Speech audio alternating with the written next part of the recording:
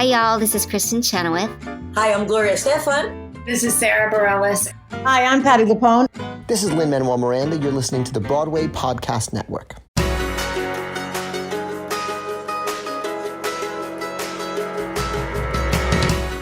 Welcome to a special bonus episode of the Theater Podcast. I'm Alan Seals, bringing you some special, exclusive behind-the-scenes interviews from the red carpet of opening night from Juliet on Broadway, a show I went in knowing nothing about. It is absolutely now one of my favorite and highly recommended shows. So let's just dive straight in with a little chat with Juliet herself, Lorna Courtney.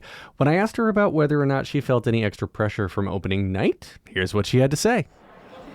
I did feel the pressure today. I'm not going to lie, I did feel nervous, but it was reassuring knowing that everyone who's in the audience is there to enjoy, to give love, and to support what we have going on stage. Do you have a favorite moment in the show that you are not in? Ooh, Teenage Dream. Oh my gosh. Teenage Dream is so much fun, and you can hear it by the reactions. Everyone is with them the whole time. They love seeing Mel and Paulo dance and sing their heart out. It's amazing. It's so much fun. Congratulations. Happy opening. You are truly wonderful in the show. Thank you so much. Betsy Wolfe, who plays Anne Hathaway, no, not that Anne Hathaway, is also a force to be reckoned with on stage. Here's what we chatted about. I cannot believe we're here. I've been thinking about this night since May. I love the rehearsal process, though. I love that whole thing, but there is nothing like finally getting there, and like you said, just hearing the audience and just going, oh my gosh, we made it. We made it. We made it. We made it. We made it. Your character of Anne Hathaway is so unique and interesting, and I love the way that you play it. And because we come out and expect, again, the wife to be kind of forgotten in the background. Yeah, no, she's not going to be forgotten. And is there a moment when you come out and you're like, oh, the audience gets why I'm here and what I'm doing? I think from the first time I say, hi, I'm Anne, I think they understand where we're going with this. Yeah, she's not supposed to be at the theater that night, but she's coming there. What's your favorite moment in the show that you are not in? Ooh, Problem. Easy. Yeah. Problem. Yeah. When they do that number, I'm just like, game changer. Let's go. I feel so cool when they do that number. Well, congratulations. Happy opening. You are wonderful. You. Something I'm always curious about is how and when people get cast in their respective shows, how their auditions go, what their journey is, and I was fortunate enough to talk about exactly that with Stark Sands, who plays the lovingly despicable William Shakespeare. I was cast in this show in April or May of this year, and it's November. So it's been a very fast journey for me. I was cast in, and about a week later, we were rehearsing. We went to Toronto. We did a wonderful run at the Princess of Wales Theatre in Toronto. And then we came here. We did 2 weeks of previews, and now we've opened. So it's actually not that long, but it's a testament to how prepared this company is. And it's remarkable that we have 15 Broadway debuts in the company. And yet we are still performing at the level we're at. I love I don't want to call it a fad. I want to call it the shift in storytelling now on Broadway is telling the stories of these lesser known characters, especially women and people of color and underrepresented individuals. And the facts that Will Shakespeare spouts, the facts that we've learned about Will and Anne Hathaway, the legitimate wife, the real name of his real wife. Is there anything that you have learned in doing this show that you were like, wow, I had no idea that was either really cool or really not cool? I mean, I've learned so much. When I was cast, I did a deep dive into all my Shakespeare.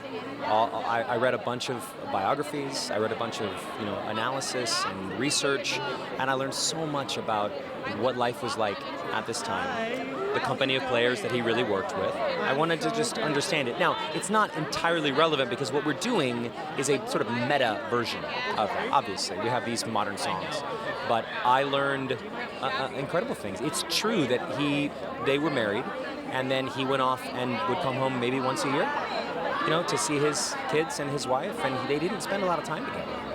He really did leave her the second best bed in the will. That's all she got. There's been a lot written about it. There's a lot of, theories. And I'm still reading and learning as much as I can.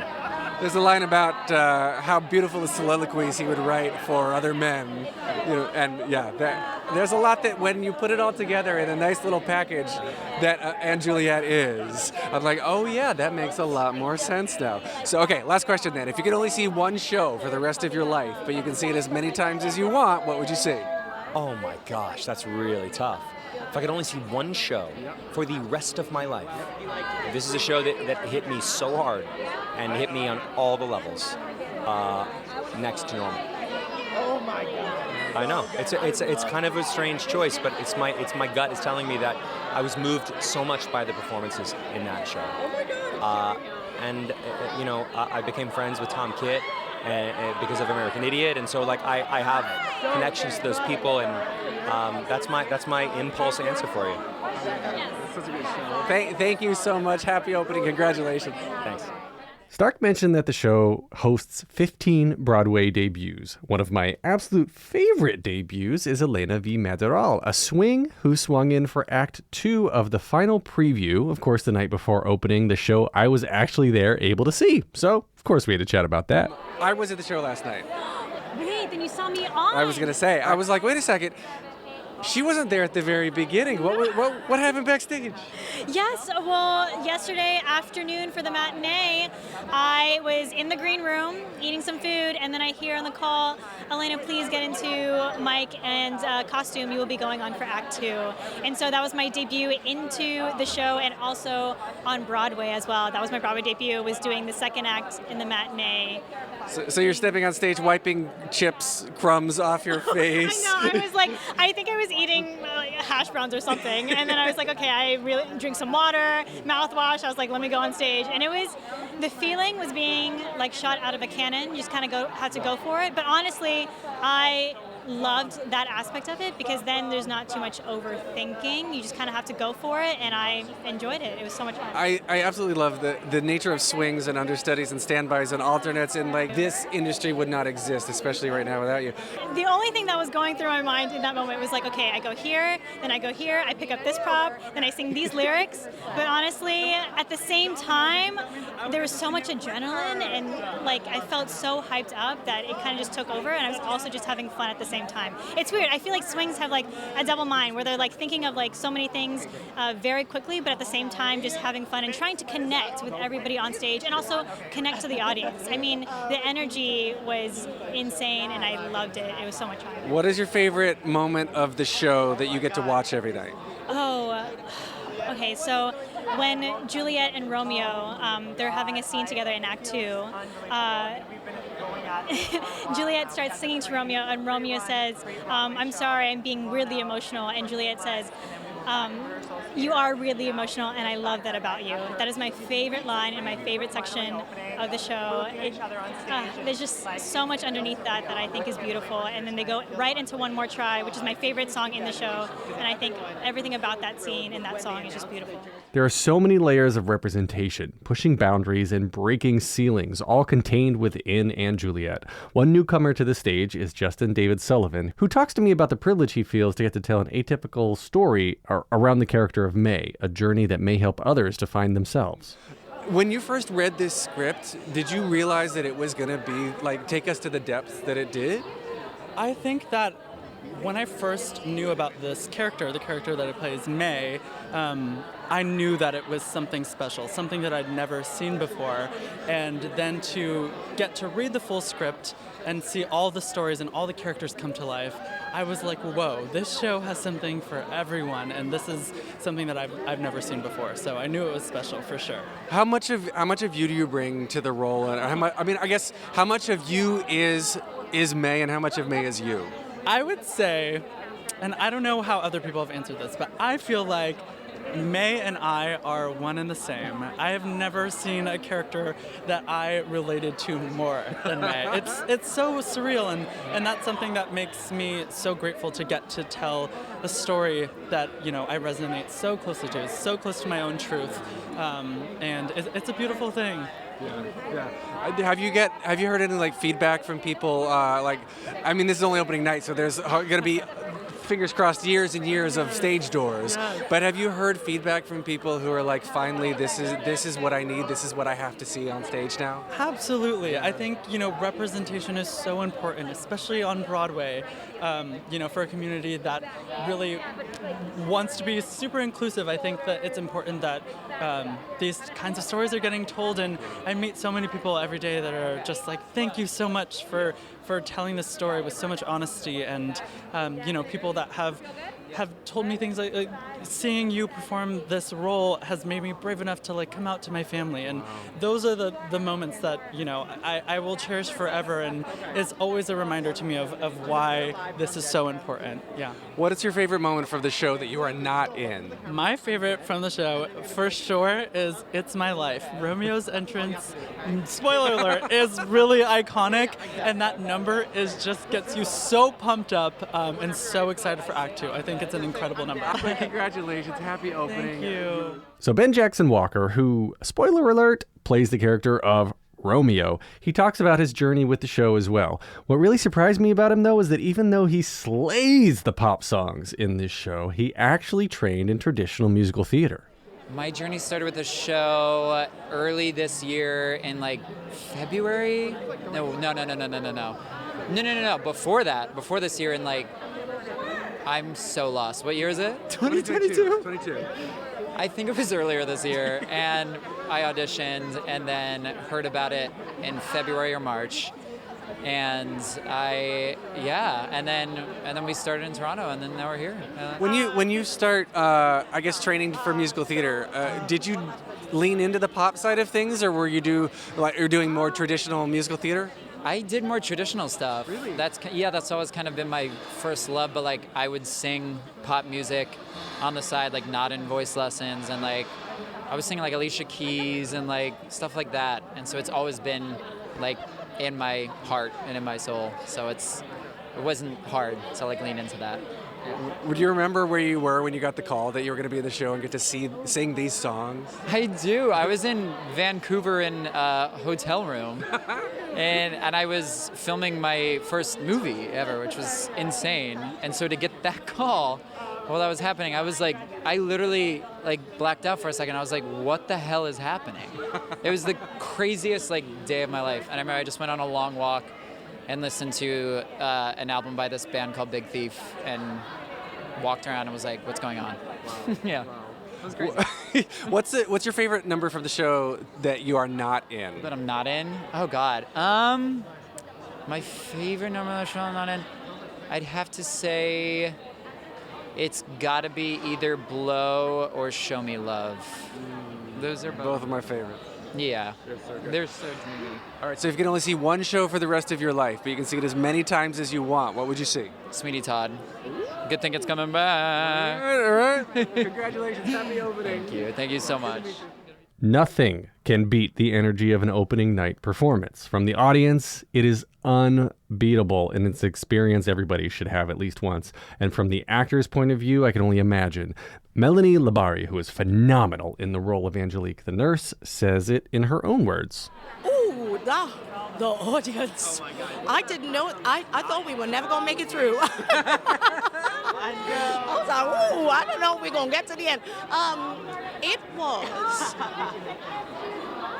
There are kind of no words to describe what happened tonight, because even to say that it was magical, it doesn't seem like a big enough word with big enough meaning. I don't think a word has been described, that has been invented yet to describe what tonight was. I know we could say explosive and we could say that it was overwhelming but it seems as if those words don't seem to have the enormity and the depth and breadth of the experience of tonight. One of the things I really love about this show so much is that on the surface, it's pop songs with a comedy, a funny story. But underneath, there are so many layers and so many levels, especially led by your character, that are just by the end of the show, I'm in tears and destroyed by all of the emotion that's pouring out of everything. When you first did the first read through and all of this and whatnot, did it surprise you in the same way? It absolutely exactly did. I felt exactly the same way as I did when I read Matilda the musical for the first time. I knew that was very special, and I read this, and the script has changed tremendously since then. Yeah, because I was in the first workshop of it, which is when I first read the script back in 2017, and it's changed quite a bit since then.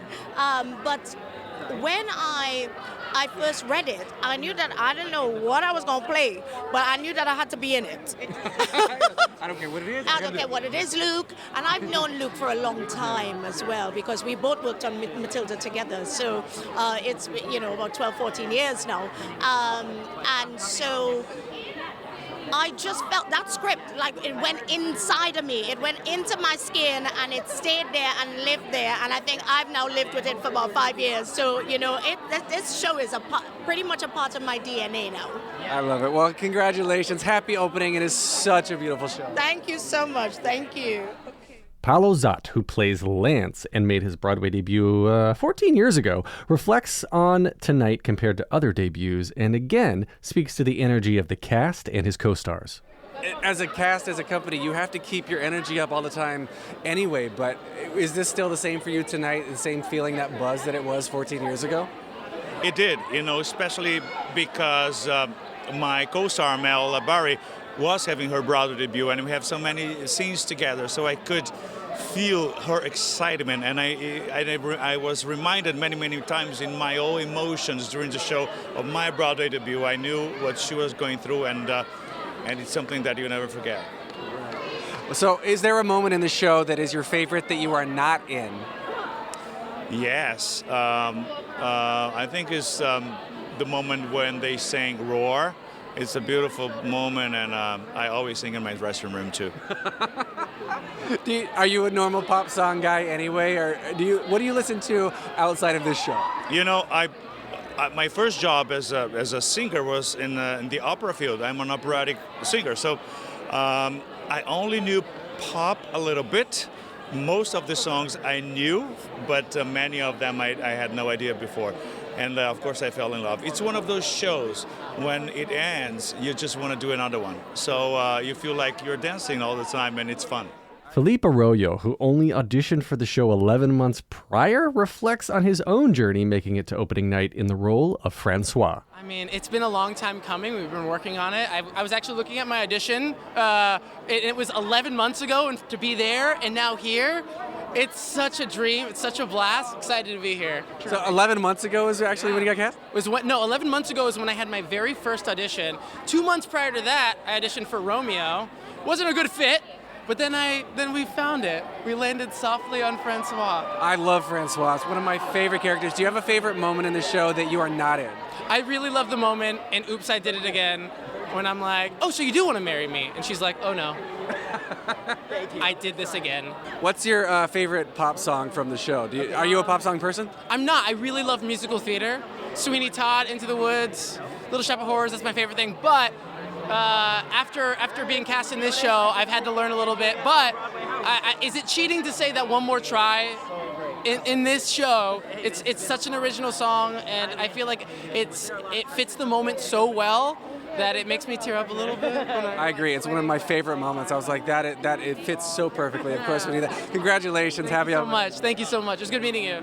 One of the many things I like about Juliet is that all of the ensemble members have names and have developed their own characters. So here is Jasmine Rafael, who just made her Broadway debut playing ensemble member named Imogen, and who joined the cast just a week before rehearsal started. So did you know anything about the show before you were cast? Nothing. They said, in a week, can you move to New York? And I moved to New York. So you just showed up and you're like, all right, so I'm going to sing my ass off with a bunch of pop songs. Is there a favorite song that you have in the show that you were like, holy shit, yeah, this totally belongs in the show? I mean, I love Show Me the Meaning of Being Lonely because I'm a huge Backstreet Boys fan. Right. Like, when that comes up, I feel like so sentimental. So, yeah. What's your favorite moment in the show that you are not in? that I'm not in? What do you want from me from Man Francois? It's like very angsty and Listen, do you have an hour and a half? Can you recite the whole show for me right now? Yeah, sure. It starts, all you people, can't you see, can't you see? Yeah. And then fast forward and then it's like, can't stop the feeling. So just dance. Yeah. If you could only see one show, though, for the rest of your life, but you can see it as many times as you want, what would you see? Oh my God. This show, because I haven't even seen this show. It's so good. I saw it last night, if I'm being honest. I can't wait to see it. All right, again, you've heard me say this so many times. Major shout out to swings, understudies, standbys, and alternates, whom especially with all of the COVID going around, without them, we probably wouldn't have a Broadway industry to speak of right now. So next up, newcomer to the show, Megan Kane, who plays ensemble member Lucy and is the understudy for Angelique and Anne Hathaway, shares her journey. So I am the new company member. I was not in Toronto, so I am joining the company for Broadway. So I started a month ago. I learned a month. Yes, I learned the show by myself in a rehearsal studio for a week with all the associates, and then I joined the company for a week and learned it in a studio, and then we were on stage. Okay, so props to that because holy shit. So now that you're opening night, like, was this everything that you'd expected to be, or was it just kind of a whirlwind? Do you remember the last month? I mean, I do. I'm sleepy, but I remember it. It has been truly a dream come true. I've waited for this moment my entire life, and I've really tried to take stock and pause and realize the magnitude of this moment. And it has been such a joy, and this company has welcomed me with the absolute most big open arms I could ever dream of, and I'm just so grateful to be a part of it. What is your favorite moment from the show that you're not in? That I'm not in? Oh, gosh. Well, I really want to do all of the stuff in the air. Like, I really want to come down like Romeo. I really want to fly in one more try, and I really want to go on the chandelier. So maybe those moments. You just want to fly. That's all. I just want to fly. I just want to be up, you know? So then, last question. If you can only see one show for the rest of your life, but you can see it as many times as you want, what would you see? One show. Into the Woods. The current version or any version? Any version. Good. Yeah. Love it. Congratulations. Happy opening. Thank you so much. It's so nice to meet you. Jomo, who plays ensemble member Henry and is the understudy for Will Shakes and Lance, is 34 and is one of the many Broadway debuts. So he actually had something really incredible to say. I'm pumped. I can't believe it. It's been such a rush. And the build up to get here is insane. So this moment just feels like I feel like I'm going to explode. I heard you saying that you're 34. You've been doing this for a while. Now you're making your Broadway debut. Do you have any advice for people who have who may be struggling to get to this point in their career? Determination pays off. If you know you're going to do it, you know you're going to do it. I knew it would happen sometime, and I just kept pushing for it. What's your favorite scene in the show that you are not in? That I am not in. What do you want from me? I just think it's beautiful and heart-wrenching. It's so good, and Justin and Phillippe are so incredible in that scene. Thank you. Happy opening. Congratulations. Thank you so much. Thank you. Everyone, please go to AnneJulietBroadway.com for more information, to get tickets, and just please go see the show. It's so phenomenal. Of course, follow this podcast if you're not already. Hit that follow button wherever you're listening now, and make sure you keep getting all of the great content that I'll keep dropping in the future, including more red carpets, more behind the scenes, and of course, more amazing interviews. See you next time. Take a deep breath, make the world a little colorful.